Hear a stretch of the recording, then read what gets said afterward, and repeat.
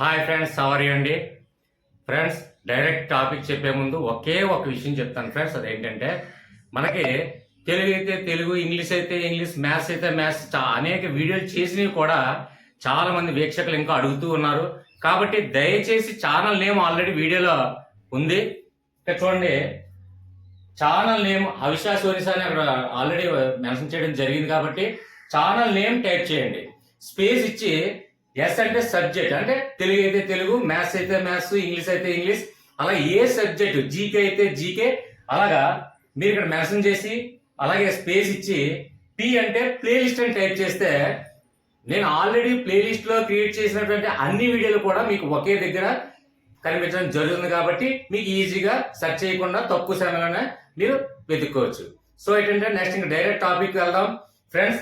ఇక్కడ చాలా మంది కాంపిటేటివ్ ఎగ్జామ్స్ లో మనకి ప్రత్యేకంగా ఒక బిట్ రావడం జరుగుతుంది. అది ఏంటంటే ప్రాచీన నాగరికతలో ఉన్నటువంటి మనకు ముఖ్యమైనటువంటి రాజులు అలాగే వారి యొక్క బిరుదులు ముఖ్యమైనవన్నీ కూడా సేకరించి, అంటే ప్రతి కాంపిటేటివ్ ఎగ్జామ్ లో తరచుగా ఇస్తున్నటువంటివి ఇంపార్టెంట్ ముఖ్యమైనటువంటి రాజులు కూడా అన్ని గ్యాదర్ చేసి ఒక దగ్గర సింపుల్ లాజిక్ తో, ఒక కంటి చూపు సెకనుతో మనకి బట్టి పట్టకుండా, అలాగే పెన్ కానీ పేపర్ కానీ యూజ్ చేయకుండా ఈ లాజిక్ తెలిస్తే, నేను చెప్పినటువంటి లాజిక్ 2 times విన్నట్లయితే ఈజీగా ఎగ్జామ్ హాల్లో మనకి ఏమి కూడా ఎంత క్లిష్టమైన పదాలు కూడా వాడకుండా సింపుల్ గా మనకు ఐడెంటిఫై చేయొచ్చు. సో డైరెక్ట్ టాపిక్ వెళ్దాం ఫ్రెండ్స్. రాజులు బిరుదుల గురించి మనకి షార్ట్ కట్ లో, అంటే సింపుల్ గా ఒక లాజిక్ గుర్తొస్తే మనకు చాలు. అంతే విధంగా పెన్ కానీ పేపర్ కానీ యూజ్ చేయకుండా, బట్టి పట్టకుండా, మన కంఠస్థ పెట్టడం కానీ లేకపోతే చదవడం కానీ ఏమీ కూడా లేకుండా సింపుల్ గా లాజిక్ చూసినట్టే మనకి కాంపిటేటివ్ ఎగ్జామ్ లో మనకి ఆబ్జెక్టివ్ తరహా ప్రశ్నలు అన్నిటికీ కూడా ఈ సులభమైన పద్ధతిలో మీరు ఈజీగా ఫైండ్ అవుట్ చేయొచ్చు. ఎగ్జాంపుల్ చూడండి, ఇక్కడ అశోకుడు యొక్క బిరుదులు ఏంటంటే దేవానం ప్రియ అలాగే ప్రియదర్శి. అంటే అశోక చక్రవర్తికి 2 బిరుదులు ముఖ్యంగా ఉన్నాయి. అయితే దేవానం ప్రియ అంటే ప్రియదర్శి. ఇందులో మనకు ఉన్నటువంటి లాజిక్ గ్రహించడానికి ముందు ఫస్ట్ ఆఫ్ ఆల్ చూడండి, దేవానం ప్రియలో ఫస్ట్ వన్ లాజిక్ ప్రియా, ఇది ఒక లాజిక్ చూడండి. అంటే మనకి ఆబ్జెక్టివ్ లో మనకి ఇచ్చిన వెంటనే అశోకుడు అని చూసిన వెంటనే అశోకుడులో మనకి ఏ మరియు బి మరియు సి అలాగే డి లో ఇచ్చినటువంటి ఆబ్జెక్ట్ లో మనకి దేవానం ప్రియ కనబడితే ఆల్రెడీ ప్రియా, ఈ ప్రియా అనే లాజిక్ అనేది ఏంటనేది చెప్తాను ఫ్రెండ్స్. అలాగే నెక్స్ట్ వన్ ప్రియదర్శిలో కూడా ప్రియా ఉంది. కాబట్టి మనకి అశోకుడు గురించి మనకి బిట్ అడిగిన మరుక్షణమే ప్రియా అనే కాన్సెప్ట్ మనకు లాజిక్ అనేది గుర్తొస్తే చాలు. కాబట్టి ఇందులో అశోకుడు మనకి అందరికీ కూడా ప్రియమైన చక్రవర్తి ఎందుకు అవుతాడు అంటే, మనకి భారతదేశంలో అశోక చక్రవర్తి గురించి ఒక గుర్తింపు ఉందండి.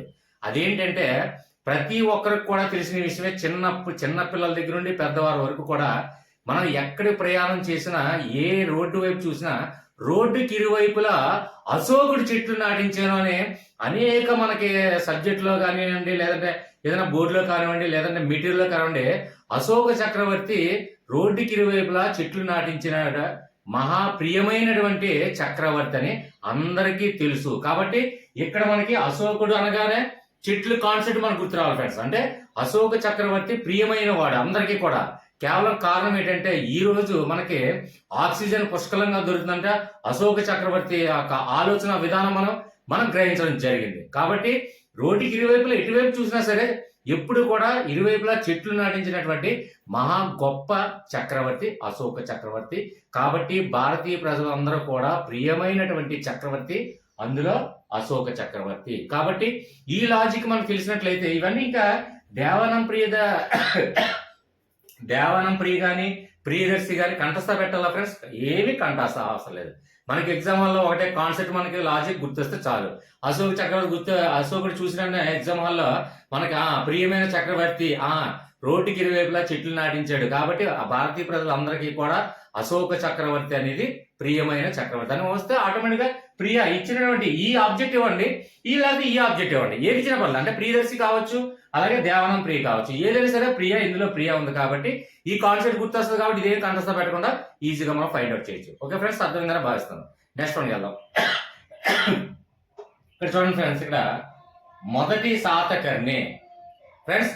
మొదటి శాతకర్ణి. అయితే ఇక్కడ ఈయన యొక్క బిరుదు ఏంటంటే దక్షిణ పదపతి. దక్షిణ పదపతి కచ్చయ్యమ్మా చిరాకన. మొదటి శాతకర్ణి. మొదటి శాతకర్ణి యొక్క బిరుదు ఏంటంటే దక్షిణ పదపతి. అయితే మనకి ఇచ్చినటువంటి ఆబ్జెక్టివ్ తరహా కాబట్టి ఈ మొదటి శాతకర్ణి చూసినట్టే మనకి ఏ ఆలోచన రావాలి అంటే ఇక్కడ చూడండి మొదటి, అలాగే శాత అంటే మొదటి శాతం. మొదటి శాతం అంటే ఏంటండి ఫ్రెండ్స్, ఇక్కడ చూడండి మొదటి అంటే ఫస్ట్. శాతాలో మనకి శాతం తీసుకున్నట్లయితే చూడండి ఫస్ట్ పర్సంటేజ్. ఫస్ట్ పర్సంటేజ్ ఎవరండి? ఇంట్లో ప్రతి ఒక్కరికి, మహిళకు కూడా పతియే ప్రత్యక్ష దైవము అనే కాన్సెప్ట్ తోనే మన భారతీయ సాంప్రదాయం అనేది మనకి నడుస్తూ ఉంది. కాబట్టి ఇక్కడ మనకి ఇచ్చినటువంటి ఆబ్జెక్ట్ లో ఎన్ని ఆబ్జెక్ట్, 4 ఆబ్జెక్టులు కాదు, ఎన్ని ఆబ్జెక్ట్ ఇచ్చినప్పటికీ కూడా ఇక్కడ చూడండి మొదటి అంటే 1, అలాగే శాతకర్ణిలో శాత అంటే శాతం అంటే 1% అంటే ఫస్ట్ పర్సంటేజ్ భారతీయ మహిళ పతియే ప్రత్యక్ష దైవం అనే కాన్సెప్ట్ మీదే మన భారతీయ సాంప్రదాయం నడుచుకుంటుంది. కాబట్టి ఇక్కడ చూడండి పతి, మనకి ఇచ్చినటువంటి ఆబ్జెక్ట్ లో పతి ఎప్పుడైతే కనిపిస్తుందో ఆటోమేటిక్ గా ఇదే మనకి. ఇక్కడ దక్షిణ పద ఏమి కూడా మనకు అనవసరం అండి. ఇదేం కంఠస్థ పెట్టాలా? దక్షిణ పదపతి మొదటి శాతకర్ణి కంఠస్థ పెట్టాలా? ఏమీ కూడా కంఠస్థ అవసరం లేదు. ఇక్కడ మనకి ఇచ్చినటువంటి ఆబ్జెక్ట్ లో మనకి ఇక్కడ చూడండి ఫస్ట్ మనకి లాజిక్ మాత్రం, నేను చెప్పిన లాజిక్ మాత్రం ఖచ్చితంగా గుర్తు రావాలి. అంటే ఇక్కడ చూడండి మొదటి అనగానే 1 నెంబర్, ఫస్ట్ నెంబర్, అలాగే శాతకర్ణిలో శాత అంటే పర్సంటేజ్, శాతం అంటే percentage. First person preference is goes to husband అంటే పతియే ప్రత్యక్ష దైవం. కాబట్టి ఇక్కడ చూడండి దక్షిణ పదపతి. పతి అంటే చూడండి పతి అంటే భర్త, పతియే ప్రత్యక్ష దైవం. కాబట్టి ఈ లాజిక్ మనం గుర్తొస్తే మొదటి శాతకర్ణికి దక్షిణ పదపతి అని మనం బట్టి పట్టన అవసరం లేదు. ఓకే ఫ్రెండ్స్, లాజిక్ అన్న అర్థం అందని భావిస్తున్నాం. నెక్స్ట్ వన్ చూద్దాం. ఇక్కడ అల్లావుద్దీన్ ఖిల్జీ. అయితే ఇక్కడ అల్లావుద్దీన్ అనగానే మనకి ఏ లాజిక్ వినిపిస్తుంది అంటే ఎప్పుడు కూడా లాజిక్స్ ఎప్పుడు కూడా మనకి ఇచ్చినటువంటి అంశంలో ఏదైతే మనం ఉచ్చరిస్తున్నప్పుడు పదం శబ్దం ఎక్కువగా దేని మీద అయితే మన కాన్సన్ట్రేషన్ వెళ్తాదో ఆ శబ్దాన్ని లాజిక్ గా క్రియేట్ చేసినట్లయితే ఈజీగా మనకి ఆ లాజిక్ ఆ ఎగ్జామ్ హాల్లో మనకి గుర్తొస్తుంది. కాబట్టి అల్లావుద్దీన్ అనగానే ప్రతి ఒక్కరికి మనకి వెంటనే లాజిక్ గుర్తుకొచ్చేది ఏంటంటే అల్లావుద్దీన్ అద్భుత దీపం. ఇది అందరూ కూడా చిన్నప్పటి నుంచి చాలా హిస్టారికల్ మూవీస్ లో చాలా అనేక సార్లు చూస్తూ ఉంటాం అల్లావుద్దీన్ అద్భుత దీపం. కాబట్టి దాని గురించి ఎక్కువ ఎక్స్ప్లెనేషన్ అవసరం లేదు. ఇక్కడ అల్లావుద్దీన్ అనగానే చూడండి అల్లావుద్దీన్ అద్భుత దీపం. దీపం అంటే వెలుగునిస్తుందండి. అదొకటి కాన్సెప్ట్ మనకి ఎలాగో తెలుసు, దీపం అనగానే వెలుగునిస్తుంది. కాబట్టి ఇక్కడ సికందర్ అంటే చూడండి సికిందర్ సినిమా రీసెంట్ గా రిలీజ్ అయినటువంటి సూర్య మూవీ అండి. సూర్య మూవీ అంటే సూర్య చూడండి దీని హీరో సూర్య. ఇది అందరూ చూసే ఉంటారు. సికిందర్ సినిమా సూర్య హీరో, సూర్య ప్లస్ సమంత హీరోయిన్. కాబట్టి ఇక్కడ మనకి అల్లావుద్దీన్ అద్భుత దీపం మనకి ఎప్పుడైతే కాన్సెప్ట్ వచ్చిందో ఇచ్చినటువంటి ఆబ్జెక్ట్ లో చూసేసరికి ఇక్కడ సికందర్ ఉంటే సికందర్ హీరో ఎవరండి? సూర్య అంటే అది కూడా వెలుగు అండి. సూర్యుడు అంటే వెలుగే కదా. కాబట్టి దీపం వెలుగు, అలాగే సూర్యుడు కూడా వెలుగు. కాబట్టి ఈ రెండిటికి లాజిక్ గుర్తొస్తే మనకి ఇది ఏమీ కూడా కంఠస్థ పెట్టకుండా కన్ఫ్యూజన్ లేకుండా ఈజీగా మనకు ఇచ్చినటువంటి ఆబ్జెక్ట్ లో ఫైండ్ అవుట్ చేయొచ్చు. ఓకే ఫ్రెండ్స్, అర్థమైందని భావిస్తున్నాను. నెక్స్ట్ వన్ చూడండి యజ్ఞశ్రీ శాతకర్ణి. చాలా ఇంపార్టెంట్ ఫ్రెండ్స్. ఇది అనేక సార్లు శాతకర్ణి వంశాల్లో యజ్ఞశ్రీ శాతకర్ణి, అలాగే గౌతమిపుత్ర శాతకర్ణి, అలాగే కొన్ని ఇవ్వడం జరుగుతుంది. ఎక్కువ కాంపిటేటివ్ ఇవ్వడం జరుగుతుంది. కాబట్టి చిన్న కాన్సన్ట్రేషన్ చేయండి ఫ్రెండ్స్. ఇక్కడ యజ్ఞశ్రీ శాతకర్ణిలో ఇక్కడ మనకి ఫస్ట్ ఏమి అనిపిస్తుందండి? యజ్ఞ అంటే యజ్ఞం. చూడండి మనకి యజ్ఞ యాగాదులు ఎప్పుడు కూడా పరమేశ్వరుని అనుగ్రహం పొందడానికి యజ్ఞ యాగాలు ఎక్కువగా చేయడం జరుగుతుంది. ఇది పురాణాల్లో కానివ్వండి, లేదంటే చారిత్రక సంఘటనలు కానివ్వండి, లేదంటే పాత మూవీస్ చూడండి. ఎక్కువగా మనకి భక్తి సినిమాల్లో ఎక్కువగా యజ్ఞ యాగాదులు పరమేశ్వరుని అనుగ్రహం పొందడం కోసం ఈ యజ్ఞ యాగాలు చేయడం జరుగుతుంది. అనే కాన్సెప్ట్ గుర్తొస్తే చాలు ఫ్రెండ్స్. కాబట్టి ఇక్కడ చూడండి యజ్ఞాలుగానే యజ్ఞం ఇది అందరికీ తెలిసే. అలాగే ఇక్కడ చూడండి ఈశ్వర అంటే ముద్రీశ్వరలో ఈశ్వరుడు అది గ్రహించండి. ఎందుకంటే యజ్ఞ యాగాదులు ఎక్కువగా ఇది పర్టికులర్ గా ఎందుకు చెప్తున్నానంటే యజ్ఞ యాగాదులు ఎక్కువగా పరమేశ్వరుడి సంకల్పం పొందడానికి కోసమే ఎక్కువ యజ్ఞయాగాలు చేశారు తప్ప చూడండి యముడు లేదంటే బ్రహ్మ లేదంటే మరి వేరే వేరే వేరే పురాణాల్లో దేవుళ్ళు చూసుకుంటే ఎక్కువగా పరమేశ్వరుడికే ఎక్కువ యజ్ఞయాగాలు చేయడం జరుగుతుంది. ఎందుకంటే పరమేశ్వరుడు అనేవాడు బోలాశంకరుడు అని పేరు ఉంది.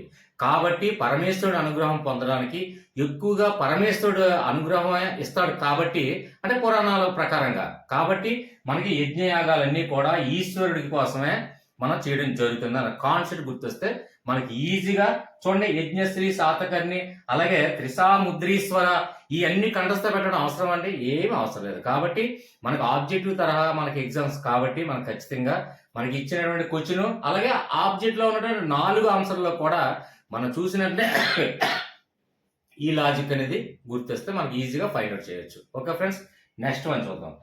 అక్బర్ చూడండి అక్బర్ గురించి మనం తెలుసుకునే ముందు అక్బర్ బిరుదుల గురించి తెలుసుకునే ముందు ఒకటి చిన్న విషయం తెలియాలి ఫ్రెండ్స్.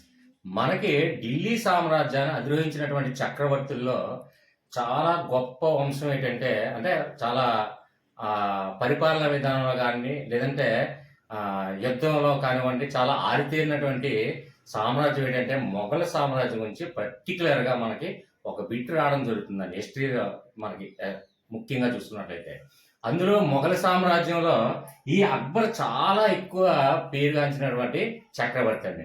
ఇక్కడ మొఘల్ సామ్రాజ్యం చూడండి ఎగ్జాంపుల్ ఫస్ట్ బాబరు, తర్వాత హుమయూను, తర్వాత అక్బరు, తర్వాత జహంగీర్, తర్వాత షాజహాన్. అయితే ఈ మొఘల్ సామ్రాజ్యంలో ఈ 5 చక్రవర్తుల్లో కల్లా మనకి మొఘల్ సామ్రాజ్యాన్ని స్థాపించినటువంటి బాబర్ అయినప్పటికీ కూడా అందులో అక్బర్ కంటూ ఒక ప్రత్యేకమైనటువంటి గుర్తింపు ఉందండి. అంటే ఢిల్లీ సామ్రాజ్యంలో ఎస్పెషల్లీ మొఘల్ సామ్రాజ్యంలో అక్బర్ కంటూ ఒక గుర్తింపు ఉందండి. ఎందుకంటే అక్బర్ మీద అనేక సినిమాలు కూడా రావడం జరిగింది. కాబట్టి అక్బర్ కంటూ ఒక ప్రత్యేకమైన గుర్తింపు ఉంది. అంటే అది పరిపాలనా విధానంలో కానివ్వండి యుద్ధ విలువల్లో కానివ్వండి మంచి ఆరితేరినటువంటి అక్బర్ చాలా ముఖ్యమైనటువంటి పర్సన్. కాబట్టి ఇక్కడ చూడండి జగదీశ్వర ఇక్కడ అలాగే ఇంకో సెకండ్ చూసుకున్నట్టయితే ఢిల్లీ స్వరూప అంటే ఢిల్లీని పరిపాలించారు. అలాగే మనకి యావత్ భారతదేశంలో ఢిల్లీ అనేది మనకి రాజధాని. అంటే ఆయా చక్రవర్తుల రాజధానులు అనేక ఉన్నప్పటికీ కూడా ఢిల్లీని పరిపాలించినటువంటి సామ్రాజ్యంలో మనకి మొఘల్ సామ్రాజ్యం ముఖ్యం. అలాగే మొఘల్ సామ్రాజ్యంలో అక్బర్ ముఖ్యం. కాబట్టి ఢిల్లీ స్వరూప అనేది చూడండి ఢిల్లీని పరిపాలించాడు కాబట్టి ఢిల్లీ అలాగే వచ్చింది. అలాగే ఇక్కడ జగదీశ్వరుడా అంటే మొఘల్ సామ్రాజ్యంలోకెల్లా జగదీశ్వరుడు అంటే జగత్ మొత్తానికి ఈశ్వరుడు ఎలాగో అలాగే మొఘల్ సామ్రాజ్యానికి ప్రముఖమైనటువంటి చక్రవర్తి ఎవరంటే అక్బర్.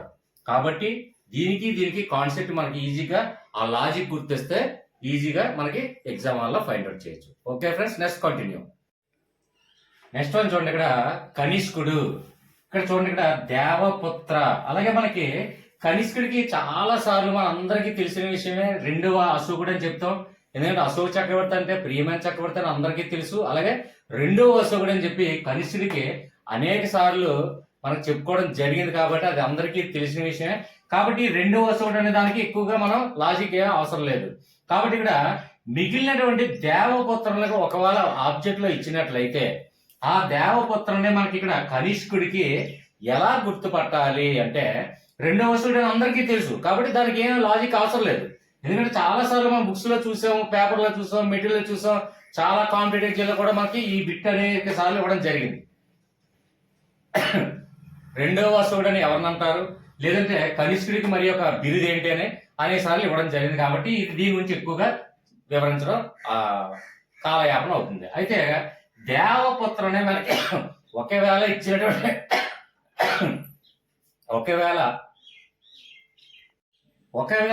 ఇచ్చినటువంటి కనిష్కుడికి ఆబ్జెక్టివ్ లో మనకి 2వ అశోకుడు ఇచ్చినట్లయితే ఎలాగ పెడతాం. కాబట్టి 2వ అశోకుడు ఇవ్వకుండా దేవపుత్ర మనకి ఇచ్చినటువంటి ఆబ్జెక్ట్ లో ఇచ్చినట్లయితే మనకి ఇక్కడ ఉన్నటువంటి లాజిక్ ఏంటంటే చూడండి ఫస్ట్ 2 అక్షరాలు కని అంటే కనుట. ఎవరిని కంటాం? పుత్రులకి అంటారు. కాబట్టి ఇక్కడ చూడండి పుత్ర అంటే ఈ ఆబ్జెక్ట్ ఇచ్చినట్లే మనకి కనిష్కుడు ఎప్పుడైతే మనకు కనిపించిందో ఫస్ట్ ఉన్నటువంటి 2 అక్షరాలు చూడండి. కని అంటే కనుట, కాబట్టి అంటే డెలివరీ అనుకోండి. అయితే ఇక్కడ కనుట అంటే ఎవరిని కంటారు? పుత్రులకి అంటారు కాబట్టి పుత్ర. కాబట్టి ఈ ఆబ్జెక్ట్ లో మనకి ఈ లాజిక్ గుర్తొస్తే ఎగ్జామ్ వల్ల ఈజీగా ఫైండ్ అవుట్ చేయగలం. నెక్స్ట్ వన్ చూద్దాం ఫ్రెండ్స్. అలాగే షాజహాన్ గురించి ఎక్కువగా చెప్పుకోవడం కూడా కాలయాపన జరుగుతుంది. ఎందువల్లంటే షాజహాన్ కట్టడాలకి చాలా ఇంపార్టెన్స్ ఎక్కువ ఇవ్వడం జరిగింది. అంటే ఎగ్జాంపుల్ తాజ్ మహల్, ఆ విధంగా షాజహాన్ కట్టడాలు అనేక కట్టడాలకి ఎక్కువ, అంటే వాస్తు కళలకి ఎక్కువ ఇంపార్టెంట్ ప్రాముఖ్యత ఇచ్చినటువంటి చక్రవర్తి ఎవరంటే అది మొఘల్ సామ్రాజ్యంలో షాజహాన్ చాలా ప్రముఖమైన చక్రవర్తి. కాబట్టి దీనికి ఎక్కువ వాస్తు కళ ప్రభువు అనేది ఇతనికి బిరుదు అనేది మనకి ఈజీగా ఫైండ్ అవుట్ చేయొచ్చు. నెక్స్ట్ వన్ చూడండి ఫ్రెండ్స్. కాబట్టి దాని గురించి ఎక్కువగా మనం చెప్పుకునే అవసరం లేదు. నెక్స్ట్ వన్ చూస్తే ఇక్కడ సుల్తాన్ కూలీ కుతుబ్ షా. ఈ బిరుదు ఏంటంటే చూడండి బడే మాలిక్. అయితే ఇందులో ఇంత కష్టమైనటువంటి పేర్లు కూడా మనం సులభంగా మనం ఎలాగా ఎగ్జామ్ హాల్లో మనం ఫైండ్ అవుట్ చేయాలి అంటే ఇందులో ఉన్నటువంటి లాజిక్ ఏదైనా మనం గ్రహించగలగాలండి. ఇదంతా కంఠస్థ పెట్టాలంటే ఎంత టైం వేస్ట్. ఒకవేళ కంఠస్థ పెట్టినప్పుడు కూడా ఈ రోజు కంఠస్థ పెడితే రేపు కానీ ఎల్లుండి కానీ లేదంటే ఒక వారం రోజుగా మళ్ళీ మర్చిపోయి కన్ఫ్యూజ్ అయిపోతాం. కాబట్టి కంఠస్థ పెట్టకుండా ఇక్కడ చూడండి సుల్తాన్ కూలీ కుతుబ్ షా. ఇందులో ఉన్నటువంటి చూడండి మెయిన్ ప్రధానమైనటువంటి ప్రధానం తీసుకోండి కూలీ. ఇందులో ఉన్న చూడండి ఇక్కడ బడే మాలిక్లు బడి అని చూడండి. బడి అంటే చిన్నప్పుడు బడికి వెళ్ళకపోతే చిట్ట చివరికి ఏ ఉద్యోగం సంపాదించకుండా కూలి పని చేసుకొని బతకాలని ఒక కాన్సెప్ట్ గుర్తొచ్చినట్లయితే ఆటోమేటిక్ గా లాజిక్ గుర్తొస్తుంది. ఈజీగా ఈ కాన్సెప్ట్ అనేది మనకు ఫైండ్ అవుట్ చేసేవచ్చు. కాబట్టి ఇక్కడ చూడండి సుల్తాన్ కూలీ కుతుబ్ షా అనగానే ఇక్కడ చూడండి కూలీ అంటే ఇందులో బడిలో బడి అంటే చిన్నప్పుడు బడికి సక్రమంగా వెళ్ళిపోకపోతే ఏమవుతుంది, లాస్ట్ కి ఏ ఉద్యోగం సంపాదించకుండా కూలి పని చేసుకొని బ్రతకాలనే కాన్సెప్ట్ మనకు లాజిక్ గుర్తొస్తే ఎగ్జామ్ హాల్లో ఈజీగా ఇచ్చినటువంటి ఆబ్జెక్ట్ లో ఏ మరియు బి మరియు సిడిలో మనం చూసినటువంటి ఆబ్జెక్ట్స్ లో మన కంటి చూపుతో చూసినటువంటి ఆ సమయంలో ఈజీగా మనం ఆ లాజిక్ గుర్తొస్తుంది. Okay friends. Next one Shivaji గురించి ఎక్కువ చెప్పనవసరం లేదు. మరాఠా యోధుడు అని అందరికీ తెలుసు. మహారాష్ట్ర యోధుడు, మరాఠా యోధుడు, ఛత్రపతి, ఇవన్నీ కూడా శివాజీ గారి ఆల్రెడీ చాలా సినిమాలు చూసాము. శివాజీ గురించి ఎక్కువ ఎక్స్ప్లెయిన్ చేయని అవసరం లేదు. కాబట్టి మహారాష్ట్ర యోధుడు, మరాఠా యోధుడు, అలాగే ఇక్కడ చూసుకున్నట్లయితే శివాజీ అనేది మనకు ఛత్రపతి అని అందరికీ తెలుసు. కాబట్టి ఎక్కువ కాలయాపన చేయడం. నెక్స్ట్ వన్ చూద్దాం ఫ్రెండ్. ఇక్కడ కుమార గిరిరెడ్డి. ఇక్కడ చూడండి ఫ్రెండ్స్, ఇక్కడ కుమార ఓకే ఫ్రెండ్స్, ఇక్కడ శివాజీ గురించి మనకి ఈజీగా మనకి అర్థమైందని భావిస్తున్నాను. నెక్స్ట్ వన్ చూడండి. శివాజీ ముందు ఔరంగజేబు చెప్పడం మర్చిపోయాను. Okay friends, sorry.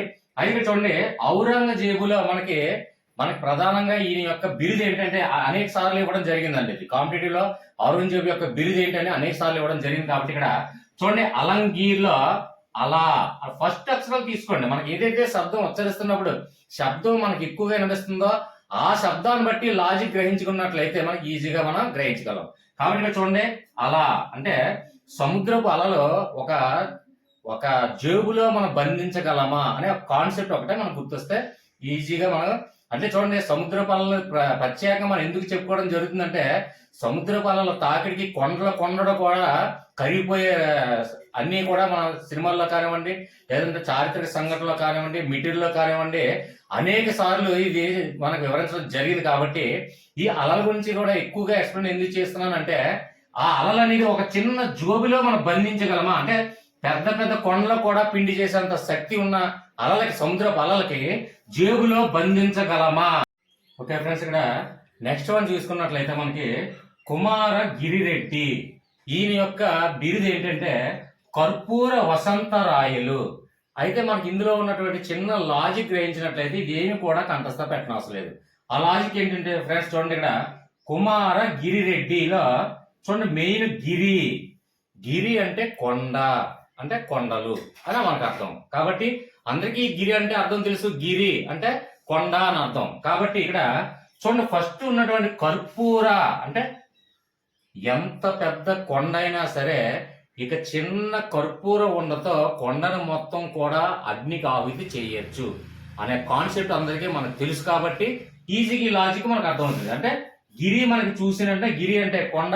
ఇక్కడ కర్పూర వసంతరాయిల్లో కర్పూరం తీసుకున్నట్లయితే కర్పూరం చిన్నది ఉంటుందండి, కానీ కొండను మొత్తం కూడా అగ్నికి ఆహుతి చేసే కెపాసిటీ ఈ కర్పూరానికి ఉంది కాబట్టి ఈజీగా లాజిక్ సింక్ అవుతుంది, కాబట్టి ఈజీగా మనం ఫైండ్ అవుట్ చేయొచ్చు.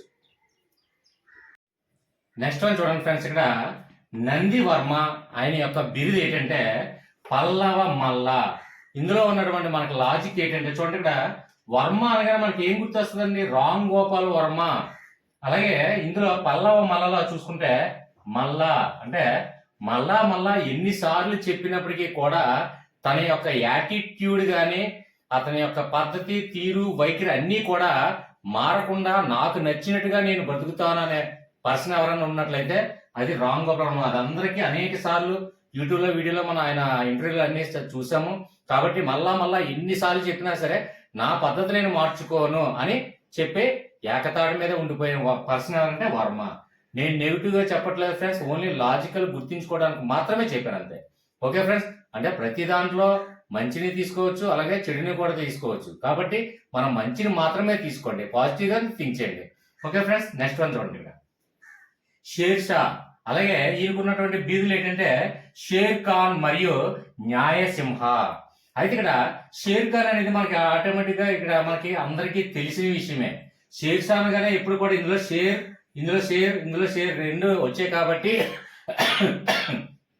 మనకి షేర్ ఖాన్ అనేది ఈజీగా తెలిసిపోద్ది.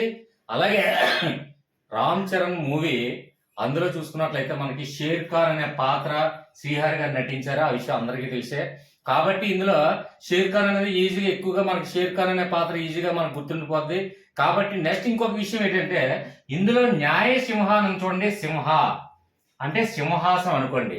ఇక్కడ షేర్ ఖాన్ అనేది చూసుకున్నట్లయితే ప్రపంచాన్ని మొత్తం కూడా జయించాలి అంటే ప్రపంచం మొత్తం కూడా నా గుప్పిట్లో ఉండాలి, నా ఆధీనంలో ఉండాలి అంటే ఆ సింహాసనాన్ని అధిష్ఠించాలి అంటే ప్రపంచం మొత్తం సింహాసనాన్ని నేను అధిష్ఠించాలి అనే కోరికతో ప్రపంచాన్నే దండయాత్ర చేసుకుంటూ వచ్చినటువంటి పాత్ర సినిమాలో చూసుకున్నట్లయితే షేర్ ఖాన్. ఇది నిజ జీవితంలో చూసుకున్నట్లయితే అలెగ్జాండర్ పాత్రనే షేర్ ఖాన్ గా సినిమాలో రూపొందించడం జరిగింది. ఇది చాలా మంది ఇంకా షేర్ ఖాన్ అనగానే మగధీర సినిమా ఆటోమేటిక్ గా మీకు చూసే ఉంటారు కాబట్టి ఇది ఈజీగా మీరు గుర్తు పెట్టుకోగలరని ఆశిస్తున్నాను. అలాగే ఇక్కడ చూసుకున్నట్లయితే న్యాయసింహలో అంటే ఇచ్చినటువంటి ఆబ్జెక్ట్ షేర్ ఖాన్ ఇస్తే ఈజీగా గుర్తు పెడతారు. అలాగే ఇక్కడ న్యాయసింహ అని చూసుకున్నట్లయితే చూడండి, ఇక్కడ సింహ అంటే ప్రపంచాన్ని మొత్తాన్ని కూడా ఎలాగైనా జయించి సింహాసనాన్ని అధిరోహించాలని ప్రతి దేశానికి కూడా దండయాత్ర చేసుకుంటూ వచ్చినటువంటి పాత్ర షేర్ ఖాన్. అలాగే నిజ జీవితంలో అయితే అలెగ్జాండర్. కాబట్టి ఈ విషయం మీకు అందరికీ తెలిసేనా భావిస్తున్నాను. నెక్స్ట్ వన్ చూడండి, ఇక్కడ మహేంద్ర వర్మ. ఇక్కడ వర్మ ఉంది, ఇక్కడ వర్మ ఉంది. కాబట్టి మనకి మెయిన్ ఏంటంటే చూడండి, ఇక్కడ మహేంద్ర ఫస్ట్ చూడండి, ఇక్కడ మహేంద్ర. కాబట్టి మహేంద్ర అనగానే మనకి ఏ ఆలోచన రావాలండి ఫ్రెండ్స్? చాలా మంది అందరూ కూడా జెంట్స్ కి ఈజీగా ఈ లాజిక్ గుర్తుంటది. ఎందువల్లంటే మహేంద్ర అనగానే మనకి మహేంద్ర సింగ్ ధోని అంటే క్రీడారంగంలో ఎస్పెషల్లీ క్రికెట్ లో మహేంద్ర సింగ్ ధోని ఆధ్వర్యంలోనే మనకి వరల్డ్ కప్ అనేది రావడం జరిగింది ఈ మధ్యలో. అంటే బిఫోర్ కపిల్ దేవ్ హయాంలో కూడా వరల్డ్ కప్ రావడం జరిగింది 2 సార్లు. కాబట్టి కెప్టెన్సీలో మహేంద్ర సింగ్ ధోనిని మించిన వారు ఎవరూ లేరనే ఒక ఆలోచన మీరు కాన్సెప్ట్ గుర్తుపెట్టుకోండి. ఆయనకి ఆ పేరు రావడానికి కూడా మెయిన్ ఏంటంటే క్రీడారంగంలో అందులో కూడా క్రికెట్ లో అందులో కూడా కెప్టెన్సీలో అతను పులి లాంటి వాడు. అలాగే చెన్నై సూపర్ కింగ్స్ ని కూడా 5 సార్లు కప్పు విజేత చేసినటువంటి కెప్టెన్ ఎవరంటే మహేంద్ర సింగ్ ధోని. అలాగే ఆయన క్రికెట్ లో పులి, కెప్టెన్సీలో పులి. కాబట్టి ఇది ఆటోమేటిక్ గా ఇది మనకి ఈజీగా మనకు గుర్తుంటది. అలాగే విచిత్ర చిత్ర, దీన్ని ఎలా గుర్తుపెట్టుకోవాలంటే చూడండి, క్రికెట్ లో ఈయన కెప్టెన్సీలో విచిత్ర చిత్రమైనటువంటి ఆలోచనలు కానీ డెసిషన్లు కానీ తీసుకునేవాడండి మహేంద్ర సింగ్ ధోని. చాలా మందికి క్రికెట్ తెలిసిన వాళ్ళకి ఈజీగానే అర్థమవుతుంది. ఎందుకంటే చూడండి, ఓపెనింగ్ బ్యాట్స్మెన్ ని 5th డౌన్ లో దింపడం, 5th డౌన్ లో ఉన్నటువంటి బ్యాట్స్మెన్ ని ఓపెనర్ గా దింపడం, ఇలాంటి ప్రయోగాలు చిత్రమైనటువంటి క్రికెట్ లో ప్రయోగాలు చేసేవారు. ఆ ప్రయోగాల్లో జయించడంలో కూడా ఆరితేరిన దిట్ట మహేంద్ర సింగ్ ధోని. కాబట్టి విచిత్ర చిత్ర అనగానే అనగానే ఈజీగా ఈ ఆబ్జెక్ట్ మనకి ఈజీగా గుర్తుపెట్టచ్చు. ఆటోమేటిక్గా ఇక్కడ పులి, ఇది కూడా మనకి క్రికెట్ లో కెప్టెన్సీలో పులి కాబట్టి ఈజీగా మనం గుర్తుపెట్టగలని భావిస్తున్నాను. నెక్స్ట్ వన్ చూద్దాం ఫ్రెండ్స్. ఇక్కడ గౌతమి పుత్ర శాతకర్ణి, ఇందులో మనకి 2 ఉన్నాయండి. అదేంటంటే చూడండి, కామ పెట్టలేదు బై మిస్టేక్ ఫ్రెండ్. ఇది ఏంటంటే నా దగ్గర ఉన్నటువంటి బెస్ట్ స్టూడెంట్ అయిన వెళ్ళి దివ్య కీర్తన హ్యాండ్ రైటింగ్ అండి. ఇది తను రాసింది కాబట్టి దయచేసి చిన్న చిన్న మిస్టేక్స్ ఉన్నా పొరపాటు ఉన్నా సరే పెద్ద మనసులో పెట్టుకొని క్షమించండి నా స్టూడెంట్కి. ఓకే ఫ్రెండ్, నెక్స్ట్ వన్ చూద్దాం. అక్కడ గౌతమి పుత్ర శాతకర్ణి, ఈయనకి ఉన్నటువంటి మహా ముఖ్యమైనటువంటి 2 బిరుదుల్లో ఏంటంటే ఇక బ్రాహ్మణ, అలాగే త్రిసముద్ర లోయ పీతవాహన 2 బిరుదులు ఉన్నాయి. కాబట్టి చూడండి, గౌతమి పుత్ర శాతకర్ణి అంటే ఇది చాలా మంది చూసే ఉంటారు. బాలకృష్ణ మూవీ గౌతమి పుత్ర అంటే గౌతమి అంటే తల్లి యొక్క పేరు మీద అభిమానంతో గౌతమి పుత్ర అని పేరు పెట్టుకుని తన పేరులో గౌతమి అనేది తన తల్లి పేరుని ఇంక్లూడ్ చేయడం జరిగింది. కాబట్టి తల్లి మీద అభిమానంతో ఉన్నటువంటి ఆ పేరుని ఇంక్లూడ్ చేయడం జరిగింది. అలాగా ఈ విధంగా చూసుకున్నట్లయితే తల్లికి ఎక్కువగా గౌరవం ఇచ్చేది ఏంటంటే మెయిన్ బ్రాహ్మణ్స్ ప్రతి ఒక్కరు కూడా దైవాన్ని ఎంత సమానంగా పూజిస్తారో అలాగే తల్లిని కూడా అంతే సమానంగా పూజిస్తారండి. అంటే బ్రాహ్మణ్స్ కాకుండా మిగిలిన వాళ్ళు ఎవరు పూజించరా అంటే పూజించడం కాదండి. అక్కడ మెయిన్ ఏంటంటే లాజికల్ గా మనకి మెయిన్ ముఖ్యంగా ఏంటంటే బ్రాహ్మణ్స్ లో దైవ సమానులతో తల్లిదండ్రులు పూజిస్తారు. కాబట్టి ఇక్కడ చూడండి, గౌతమి పుత్ర శాతకర్ణిలో చూడండి ఇక బ్రాహ్మణ అని ఉంది. అంటే బ్రాహ్మణులో తల్లిని దైవ సమానంగా ఎక్కువగా మనం చూస్తుంటాం. తల్లిని దైవ సమానంగా పూజించేది బ్రాహ్మణులకి. ఎందుకంటే ఎక్కువగా వేదాలు కానివ్వండి, పురాణాలు కానివ్వండి, ఇతిహాసాలు కానివ్వండి, ఇవన్నిటి మీద ఎక్కువ అవగాహన ఉంటారు. కాబట్టి వారికి బ్రాహ్మణులకి ఎక్కువ ఇంపార్టెన్స్, ప్రాముఖ్యత అనేది ఇవ్వడం జరుగుతుంది. అలా మనందరికీ కామన్ గా తెలిసిన విషయమే. కాబట్టి ఇక్కడ నెక్స్ట్ వన్ తీసుకున్నట్లయితే చూడండి, నెక్స్ట్ వన్ ఏంటంటే త్రిసముద్ర లోయ పీతవాహన అని ఉంది. ఇక్కడ చూసుకున్నట్లయితే గౌతమి పుత్ర శాతకర్ణి అనగానే మీకు ఏ ఐడియా వచ్చిందండి? బాలకృష్ణ మూవీ కదా. అంటే బాలకృష్ణ ఇక్కడ చూసుకున్నట్లయితే చూడండి, ఇది చూసుకుంటే ఇది బాలకృష్ణ హీరో. అలాగే ఇక్కడ ఫస్ట్ లో ఉన్నటువంటి 2 అక్షరాలు చూడండి, త్రిష, హీరోయిన్ నేమ్ త్రిష వచ్చింది. కాబట్టి మనకి ఇచ్చిన ఇందులో కన్ఫ్యూజన్ అవడానికి ఏమీ లేదండి. ఎందువల్ల అంటే మనకి ఇచ్చినటువంటి ఆబ్జెక్ట్ లో ఇది చూసినంటే ఈ ఆబ్జెక్ట్ ఇస్తే ఈ కాన్సెప్ట్ మనకు గుర్తొస్తుంది. అది ఇచ్చినటువంటి ఆబ్జెక్ట్ లో మనకి ఇది ఇచ్చారు అనుకోండి, అప్పుడు ఈ కాన్సెప్ట్ మనకి దీనికి లింక్ గుర్తొస్తే మనకు చాలు. ఓకే ఫ్రెండ్స్, అర్థమైందని భావిస్తాను. నెక్స్ట్ వన్ చూడండి, ఇక్కడ సముద్రగుప్తుడు. సముద్రం గురించి ఎక్కువగా నేను చెప్పి కాలయాపన చెయ్యను. ఎందుకంటే కొన్ని ఒక 50 సార్లు 60 సార్లు నాకు తెలిసి చిన్నప్పటి నుంచి కూడా అన్ని చూసిన తర్వాత కాంపిటేటివ్ ఎగ్జామ్స్ లో సముద్రగుప్తుడి గురించి అనేక సార్లు ఇవ్వడం జరిగింది. ఎందుకంటే హిస్టరీ స్టూడెంట్స్కి అయితే చెప్పనవసరం లేదు. ఇప్పుడు ఎగ్జాంపుల్ చూడండి, నెపోలియన్ గురించి చాలా మంది అంటే వరల్డ్ హిస్టరీ చదివిన వాళ్ళకి నెపోలియన్ గురించి ఈజీగా తెలుస్తుంది. నెపోలియన్ హిస్టరీ చాలా స్టోరీ కూడా అలెగ్జాండర్ స్టోరీ లాగే నెపోలియన్ స్టోరీ కూడా చాలా ఇంట్రెస్టింగ్ అయిన స్టోరీ ఉంది. కాబట్టి నెపోలియన్కి ఏదైతే పేరు ఉందో అలాగే ఇండియన్ నెపోలియన్ అని చెప్పి ఒక్క సముద్రగుప్తుని మాత్రమే అనడం జరిగింది. కాబట్టి దయచేసి దీనికి ఎక్కువగా నేను లింక్ లాజిక్ చెప్పి కాలయాపన చేయను. కాబట్టి ఇండియన్ నెపోలియన్ అంటే భారతీయ నెపోలియన్ అనే ఒకే ఒక్కరిని అంటారండి, అది సముద్రగుప్తుడు. ఇది అందరికీ తెలిసిన భావనతో నెక్స్ట్ టాపిక్ వెళ్తున్నాను. ఓకే ఫ్రెండ్స్, ఇక్కడ నెక్స్ట్ వన్ చూడండి, రెండవ చంద్రగుప్తుడు గురించి ఎక్కువగా కాలయాపన చేయనవసరం లేదు. ఎందుకంటే విక్రమాదిత్య అని చెప్పేసి మనకు అనేక సార్లు మనం చదవడం జరిగింది కాబట్టి ఎక్కువ అవసరం లేదు. అలాగే రెండవ చంద్రగుప్తులో కొందరికి విక్రమాదిత్య అని తెలియకపోతే చూడండి, ఇక్కడ మనకి లాజిక్యం ఏంటంటే ఆదిత్య 369 సినిమాలో మనకి చూడండి, చంద్రుడు వెన్నెలు పడినప్పుడు కోహినూరు వజ్రం వెలుగుతుందనే విషయం మనకు అందరికీ తెలుసు. కాబట్టి ఇక్కడ చూడండి, రెండో చంద్రగుప్తుల్లో మనకి చంద్ర అంటే చంద్రుని యొక్క వెన్నెల ప్రకాశించినప్పుడు పౌర్ణమి రోజున మన కోహినూరు వజ్రం అనేది వెలుగుతుంది. కాబట్టి ఇక్కడ విక్రమాదిత్యలో ఆదిత్య 369 మనం ఆల్రెడీ మూవీ చూసాం. కాబట్టి అందులో కోహినూరు వజ్రం గురించి మనకి ఎక్స్ప్లెయిన్ చేయడం జరిగింది. కాబట్టి ఈజీగా మనకు లాజిక్ గుర్తొస్తుంది. ఇక మిగిలిన చూడండి, శకారి అలాగే శాంక అనే దాంట్లో మనకి ఏ శబ్దం అనిపిస్తుంది అంటే చూడండి, ఇక్కడ శకారి తీసుకుంటే శాకాహారి, ఇక్కడ శాంకాలో మనకి అన్నది శబ్దం వినిపిస్తుంది. కాబట్టి ఇక్కడ సకారి అంటే శాకాహారి, అలాగే సాంక అంటే మాంసాహారి అనే 2 శబ్దాలు వినిపిస్తున్నాయి. కాబట్టి ఇక్కడ ఈ ఒక్క టాపిక్ మనకి చంద్రుడిని గుర్తుపెట్టుకుంటే అందులో విక్రమాదిత్య మనం గుర్తుపెట్టుకుంటే అక్కడ శాకాహారి అలాగే మాంసాహారి కూడా మనకి ఆదిత్య 369లో బాలకృష్ణ అని ఒక చిన్న లాజిక్ గుర్తుపెట్టుకుంటే మనకు చాలు. ఓకే ఫ్రెండ్స్, నెక్స్ట్ వన్ చూడండి. ఇక్కడ అంటే ఇక్కడ 2వ చంద్రగుప్తుల్లో చంద్ర తీసుకున్నట్లయితే చంద్రుడు వెన్నెల కాన్సెప్ట్ గుర్తు రావాలి, అలాగే కోహినూర్ వజ్రం గుర్తు రావాలి. అంటే ఇక్కడ ఇందులో చూసినట్లయితే ఆదిత్య 369 అందులో కోహినూర్ వజ్రం గుర్తు రావాలి. ఆ బాలకృష్ణ అందులో శాకాహారి మరియు మాంసాహారి అనే ఒక చిన్న లాజిక్. కొన్ని సందర్భాల్లో కొన్ని సింక్ అవ్వచ్చు, కొన్ని సింక్ అవ్వడానికి కూడా ఇబ్బంది కావచ్చు. కాబట్టి ఏంటంటే అదే ఒకే పదం ఉన్నట్లయితే ఒకే పదం కానీ ఒకే రచన కానీ లేదంటే ఒకే బిరుదు కానీ ఉన్నట్లయితే ప్రతిదానికి సింక్ అవ్వచ్చు. అదే 3-4 ఎక్కువ బిరుదులు కానీ 3-4 పాఠ్యాంశాలు కానీ 3-4 రచనలు ఉన్నట్లయితే సింక్ అవడానికి కొంచెం క్లిష్టతరంగా ఉంటుందని మనం చేస్తున్నాను. కాబట్టి దయచేసి కొన్ని సందర్భాల్లో ఎక్కడో కొంచెం క్లిష్టమైనది రావచ్చు. కాబట్టి ఈజీగా నేను చెప్పింది 2 సార్లు మీరు ఇయర్ ఫోన్ పెట్టుకొని నిద్రించినప్పుడు 2 సార్లు విన్నట్లయితే ఈజీగా నేను చెప్పినటువంటి స్టోరీ, ఒకవేళ మీకు ఆ స్టోరీ మీకు అర్థం కాకపోయినా నేను చెప్పినటువంటి స్టోరీ మీకు మైండ్ లో ఆ టైం గుర్తొస్తే మనకు సరిపోతుంది ఫ్రెండ్స్. ఓకే ఫ్రెండ్స్, ఇక్కడ నెక్స్ట్ వన్ చూడండి. ఇక్కడ రాజేంద్ర చోళులు అనే శబ్దం వినిపిస్తున్నప్పుడు మనకి ఏమొస్తుందండి? రాజేంద్రుడు. చూడండి, రాజేంద్ర చోళులు అనగానే రాజేంద్రుడు. అలాగే మనకి రాజేంద్రుడు అనగానే ఫ్రెండ్స్ రాజేంద్రుడు అనగానే రాజేంద్రుడు ప్లస్ గజేంద్రుడు అని మనకి సినిమా ఆల్రెడీ చూసాం. రాజేంద్ర ప్రసాద్ మూవీ చాలా హిట్ మూవీ. అలాగే రాజేంద్రుడు గజేంద్రుడు. కాబట్టి ఇక్కడ రాజేంద్ర చోళుడు అనగానే రాజేంద్రుడు ఆ శబ్దం మనకి ఎక్కువ వినిపిస్తుంది. అలాగే రాజేంద్రుడు వచ్చిన మనకి లాజిక్ ఏంటి? గజేంద్రుడు.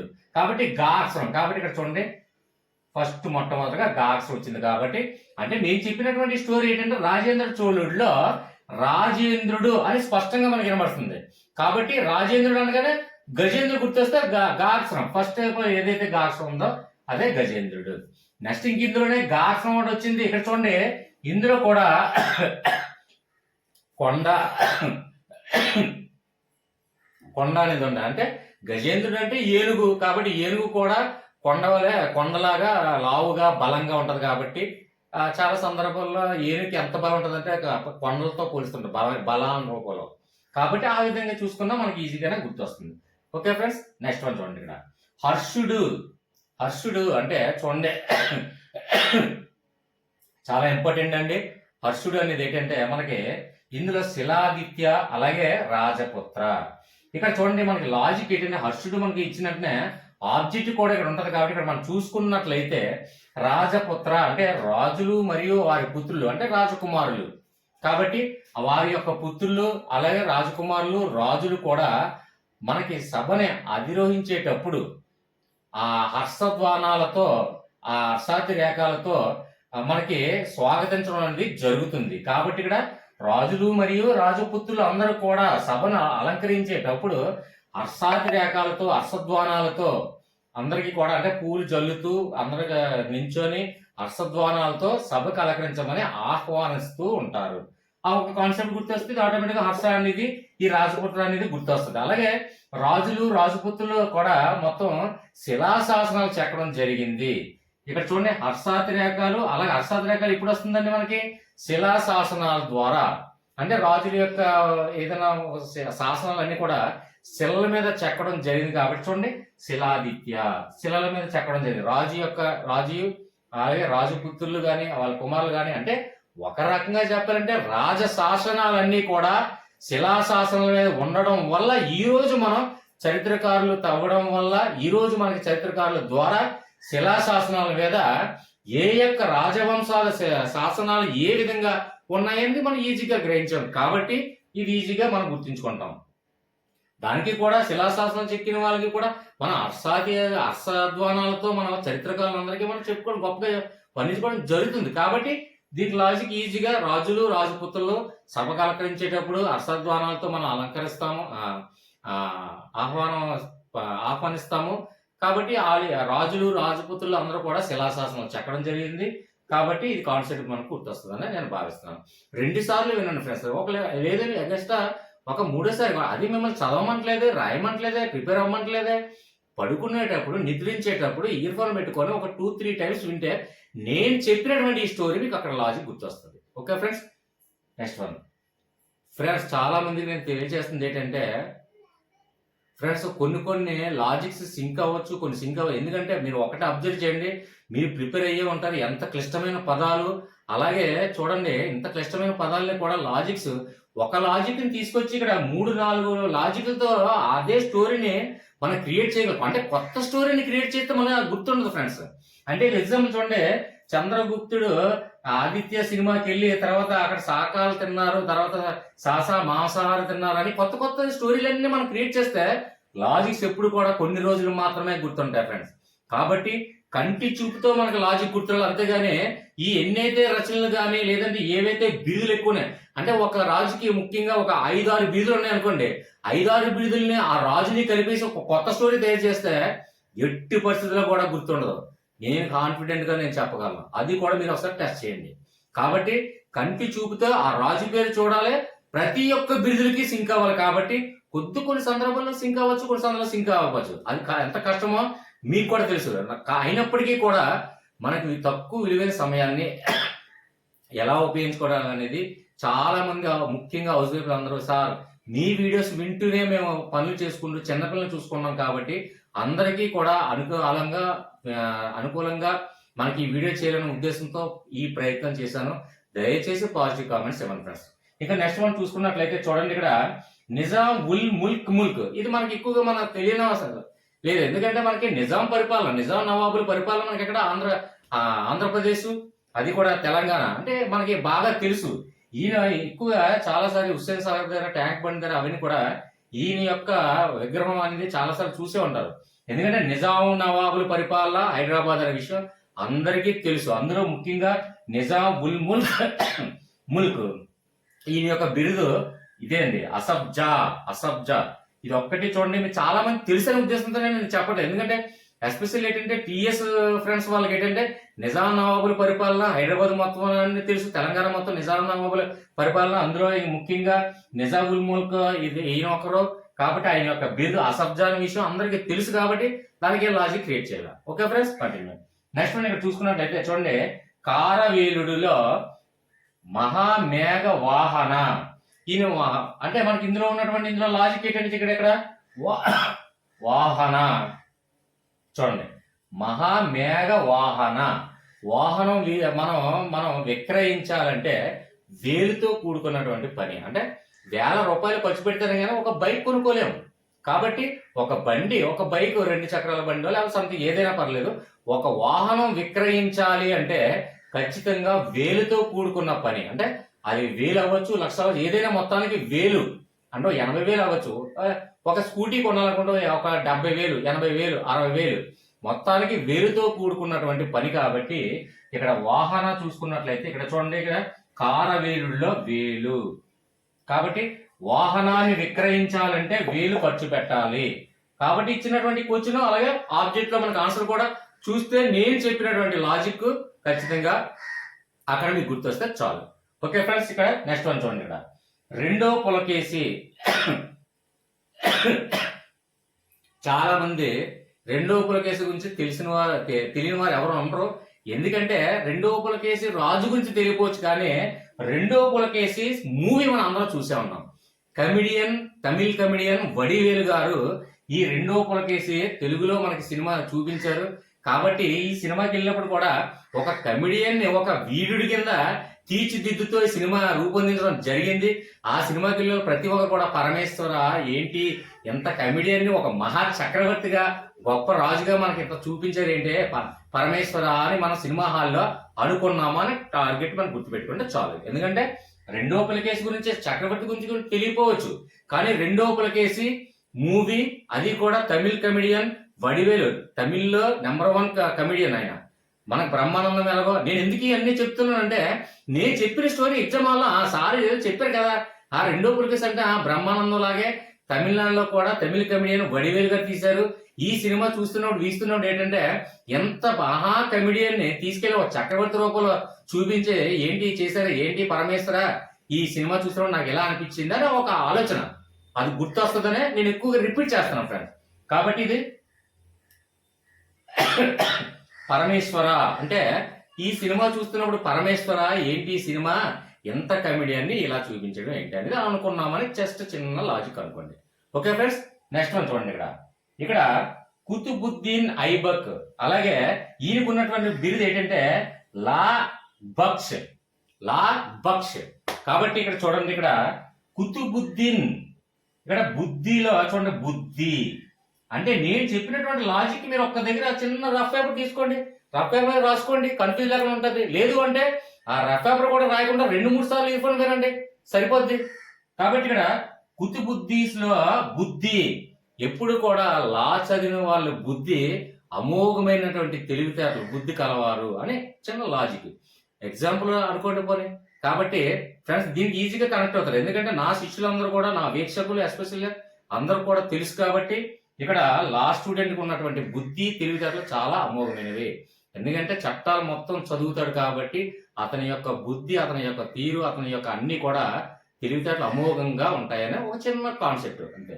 ఇక్కడ చూడండి, లా బక్ష్ లో లా స్టూడెంట్ ప్రతి ఒక్కరు కూడా బుద్ధి చాలా సక్రమంగా అత్యంత తెలివితేటలతో పనిచేస్తుంది.